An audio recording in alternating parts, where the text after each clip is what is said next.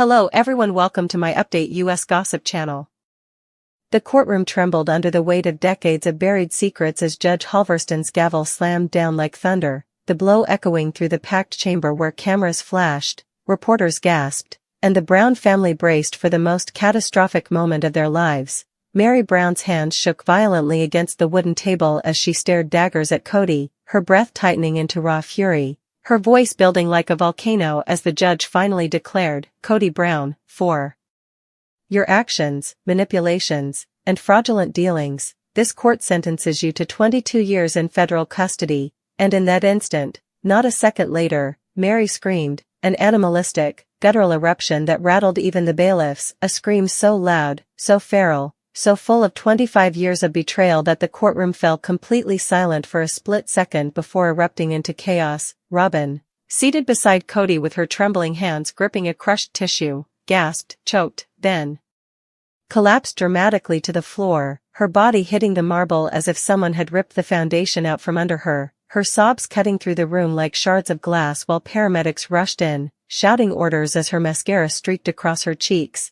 Meanwhile Christine, wide-eyed and clutching David Woolley's arm, looked from Meri to Robyn to Kody in utter disbelief, whispering, "It's finally happening, everything's coming out," while Janelle stood tall and unflinching, her lips pressed into a line of exhausted resolve because deep down she'd been waiting for this reckoning since Garrison's death and the family fractures that followed. Kody tried to stand, his golden curls falling out of place, but the marshals grabbed him as he shouted wildly, "This isn't fair. You all turned on me. Robyn, help me," yet Robyn, still semi-conscious, could only groan his name as she lay on the floor, clutching her chest like a Victorian heroine mid-faint, while Meri, whose scream had now turned into a hysterical string of furious accusations, pointed directly at Kody with shaking hands, yelling, "You lied to all of us. You used us. You tore this family apart and now you finally pay for it," as court security struggled to calm her. But Meri was nowhere near calm, her years of suppressed pain exploding like dynamite as she lurched forward, held back by two bailiffs while she sobbed, 22 years isn't enough, you destroyed everything, everything," as cameras zoomed in, catching every tear, every tremor, every heartbreak. Meanwhile, Robyn's collapse triggered a frenzy of reporters shouting questions about whether she had full knowledge of the hidden accounts and secret documents prosecutors uncovered, documents that exposed a trail of mismanaged family funds, land transfers, and coded communications involving Coyote Pass, which had been presented earlier in the trial and left the courtroom stunned when Kody's own handwriting revealed a secret plan to redistribute the land solely to Robyn and her children. Christine clutched her chest upon learning that evidence, whispering, "He was going to cut us out completely," while Janelle's eyes burned with betrayal as she quietly told the reporters, "I knew it. I knew something deeper was going on," and even the judge had paused mid-proceeding when the prosecution's key witness, an unnamed family insider, testified that Kody had manipulated spiritual marriages and emotional promises as leverage to control finances. That testimony alone shattered any illusion the public had left about the Brown family's unity, and now, with the verdict delivered, everything erupted at once, Meri screaming, Robyn collapsing, Kody being dragged, Christine shaking, Janelle standing frozen like a ghost revisiting years of emotional trauma. The gallery buzzed as court officials hastily cleared the room, but Meri's voice continued echoing through the hallway as she screamed, "You broke us.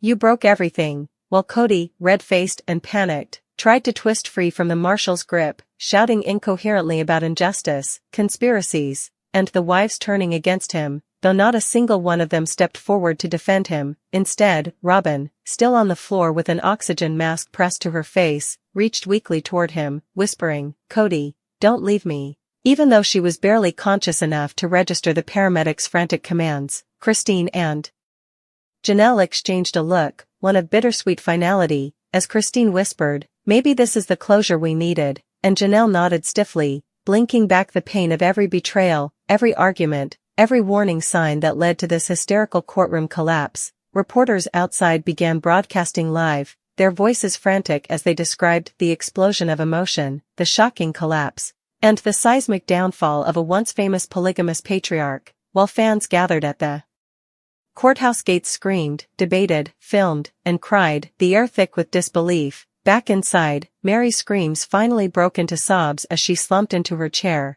trembling so hard her legs threatened to give out, whispering through tears, "I wasted my life loving him.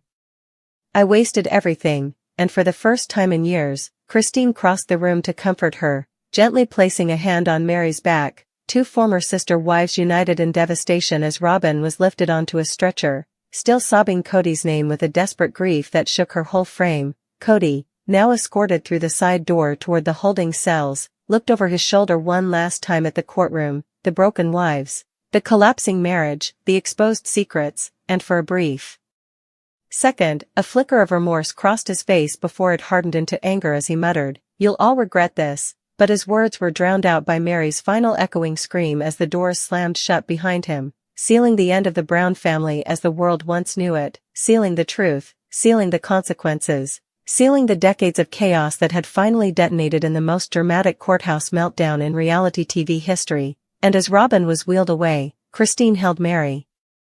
Janelle stood frozen, and the judge sighed heavily. No one could deny what had just happened. The sister wives' darkest secrets were exposed, their patriarch was imprisoned, and nothing, absolutely nothing, would ever be the same again. Outside the courthouse, the chaos only intensified as Mary's final scream faded into the heavy courthouse doors, replaced by the roar of cameras and frantic reporters while Christine, Janelle, and a still shaking Meri were ushered into a private hallway where the fluorescent lights buzzed overhead like angry insects, casting a cold glow over three women who looked as though they had survived a hurricane. Robyn's stretcher burst through the other exit, paramedics shouting, "Clear the path," as she sobbed, gasped, and clutched the oxygen mask like it was her last lifeline, her voice breaking into hysterics, "He needs me. He can't go alone." But the paramedics pushed forward, their footsteps sharp and quick on the tile, announcing that she needed immediate cardiac evaluation after what they called acute emotional collapse, and even then Robyn attempted to sit up, screaming Kody's name before a medic gently pushed her back down, telling her, "You have to stay still, ma'am, please," while cameras recorded every moment. Across the building, Christine guided Meri to a bench, speaking softly but urgently, "Just breathe, okay? Just breathe," while Mary's hand shook uncontrollably as she whispered, "I never thought it would come to this, not prison, not 22 years. I thought he'd walk away like he always does," and Janelle, who had stood silent for almost 10 minutes, finally stepped forward with a voice so calm it chilled the air, saying, "He didn't walk away this time." The truth caught up.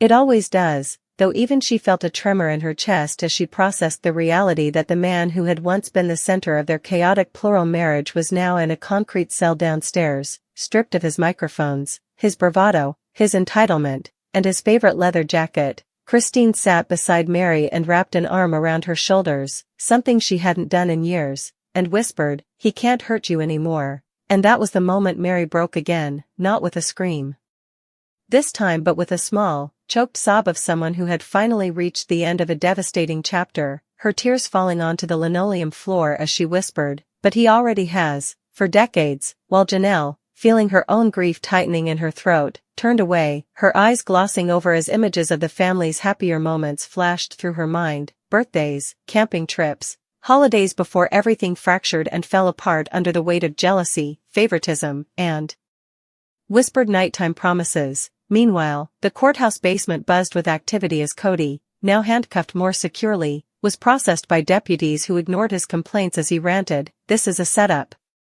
My wives turned against me. They're lying. They're all lying," but no one responded, not even when he demanded a phone call so he could speak to Robyn immediately, and when a deputy finally spoke, his tone was flat and unmoved as he said, "You'll get your call after you're cleared by intake.